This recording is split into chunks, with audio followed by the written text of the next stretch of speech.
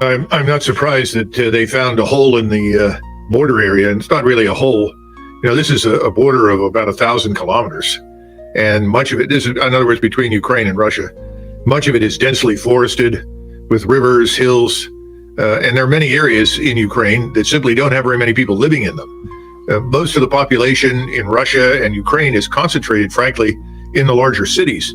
Between the cities, the roads and bridges and so forth aren't always the best, but there are actually relatively few villages. In this particular area where they chose to penetrate, there was almost no one. And I think they had perhaps 50 policemen that were stationed in the area. So it was easy to penetrate, but they weren't able to achieve their objective. And their objective, as you know, was to reach Kursk and the Kursk nuclear power plant, ostensibly to capture it and hold it as a bargaining chip, presumably because the Russians have controlled the Zaporizhzhia nuclear power plant almost from the beginning of the war. And the Ukrainians thought that they could capture this thing and they might be able to make some capital out of it. Welcome back, dear viewers. Today, we explore the high-stakes conflict between Russia and Ukraine, where the outcome could reshape global power dynamics. Former Colonel Douglas MacGregor has emphasized the critical nature of these confrontations. As Ukraine's resources dwindle and Russia's calculated moves continue, this battle becomes a test of endurance and strategy. The decisions made in the coming weeks will have profound implications for the international order. Now, let's delve into the buildup near Robotyne. Reports from the front lines indicate a significant buildup of Ukrainian forces in the Robotyne area. According to sources closely monitoring the situation, the number of troops is steadily increasing, signaling an imminent clash that could reshape the dynamics of this war. The Ukrainian military, having endured heavy losses in previous engagements, is now repositioning itself for what many believe could be a decisive offensive. Mr. Douglas MacGregor has noted that such concentrations of force by Ukraine often precede major pushes, though he questions whether Ukraine possesses the necessary logistical support to sustain such an effort. Moreover, the timing of this buildup is critical. With the winter months approaching, the window for large-scale operations is narrowing. The harsh weather conditions that are typical of the region could severely impact both the offensive capabilities of the Ukrainian forces and the defensive maneuvers of the Russian side. This looming deadline adds another layer of urgency to Ukraine's decisions, as any delay could result in lost opportunities and diminished effectiveness. As we consider the broader implications of these movements, we must next examine the state of Ukraine's military capabilities and whether they can sustain such an offensive in the long term. While the Ukrainian forces have demonstrated remarkable resilience, the harsh reality is that their capacity to launch and sustain a large-scale offensive is increasingly under strain. The continuous toll of war has severely depleted their ranks, particularly among the elite units that are essential for any successful operation. The wear and tear on these core units, coupled with significant losses in both personnel and equipment, raises serious concerns about their ability to maintain prolonged engagements against a well-prepared Russian defense. Former Colonel Douglas MacGregor has often pointed out that without substantial and continuous support from Western allies, Ukraine's military could face insurmountable challenges in the long term. Despite ongoing recruitment efforts, with President Zelensky recently claiming a monthly intake of around 30,000 troops, the reality on the ground tells a different story. The quality and readiness of these new recruits are often inadequate to replace the battle-hardened veterans lost in previous encounters. Moreover, the Ukrainian military's reliance on Western-supplied equipment, much of which has been destroyed or damaged, further complicates their ability to mount effective offensives. The Ukrainian command faces a daunting challenge. They must decide whether to commit their remaining resources to a full-scale assault or to conserve their strength for a defensive strategy. The sustainability of Ukraine's military efforts is also closely tied to its logistical capabilities. With key supply routes under constant threat from Russian strikes, the ability to move troops, ammunition, and essential supplies to the front lines is becoming increasingly difficult. This logistical strain not only hampers the effectiveness of current operations, but also threatens the success of any future offensives. The Ukrainian leadership must therefore carefully balance their strategic ambitions with the practical limitations imposed by their current circumstances. With the Ukrainian military's capabilities increasingly in question, the next logical step is to explore how Russia is positioning itself to exploit these weaknesses. On the Russian side, President Putin has reportedly committed a staggering 650,000 troops to the ongoing conflict, though the exact deployment of these forces remains shrouded in secrecy. The Kursk region in particular has emerged as a crucial point of interest, with its strategic location potentially serving as a launchpad for future operations. The Russian military strategy appears to be one of calculated patience, maintaining pressure on multiple fronts while avoiding the pitfalls of overextension. Douglas MacGregor, a former U.S. military strategist, has suggested that Russia's current approach, characterized by a methodical buildup and conservation of resources, could provide them with the upper hand as the conflict progresses.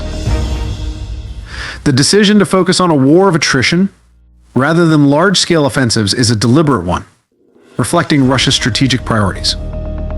By avoiding unnecessary risks and preserving their forces, the Russian military can maintain pressure on Ukrainian defenses without overextending themselves.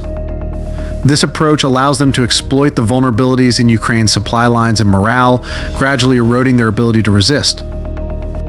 As MacGregor has noted, this methodical approach could ultimately prove decisive, especially as the conflict drags on and the strain on Ukrainian resources becomes increasingly severe. Yet the effectiveness of this strategy depends heavily on Russia's ability to manage its economic and logistical resources, which brings us to our next section. The economic dimension of this conflict is perhaps the most underappreciated aspect, yet it is one that will ultimately determine the longevity and success of Russia's military operations. Russia's ability to sustain a large military force is directly tied to its economic resilience, which has been tested by the combined pressures of Western sanctions and the staggering costs of war. Despite these challenges, the Kremlin has managed to keep the economy stable, although not without significant sacrifices.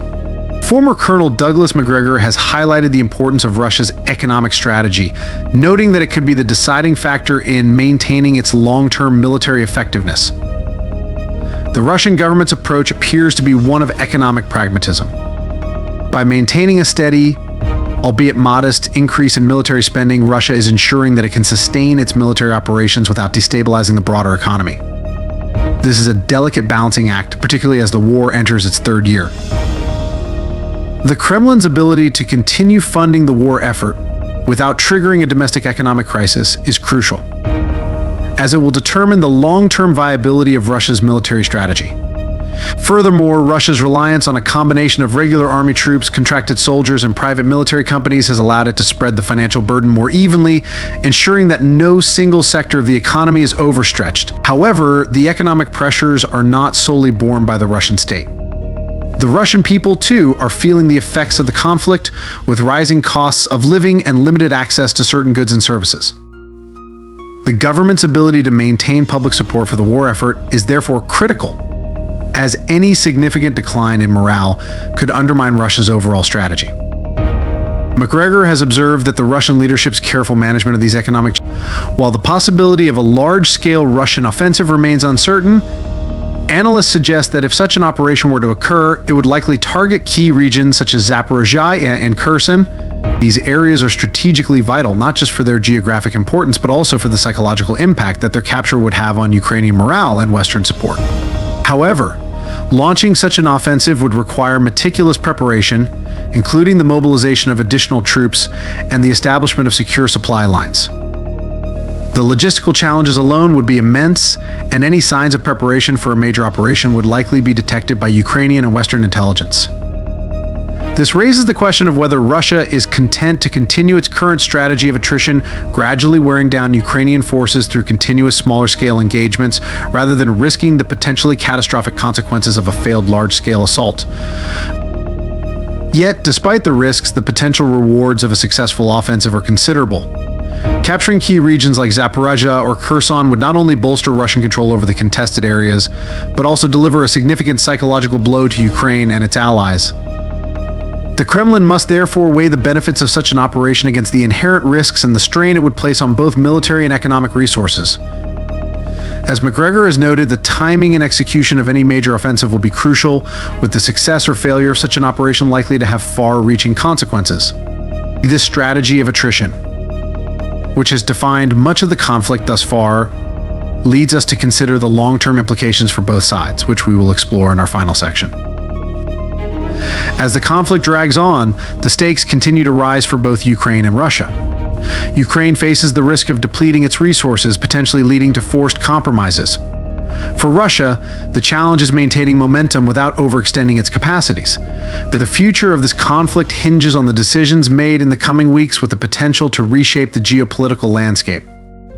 Stay with us as we continue to monitor these developments. Thank you for joining us, and until next time, keep questioning, keep watching. Challenges could be a key factor in sustaining their military operations over the long term. As we analyze these economic pressures, it's clear that any major offensive by Russia would require not just military might, but also substantial economic support. Let's examine the likelihood of such an offensive in the near future. Challenges could be a key factor in sustaining their military operations over the long term. As we analyze these economic pressures, it's clear that any major offensive by Russia would require not just military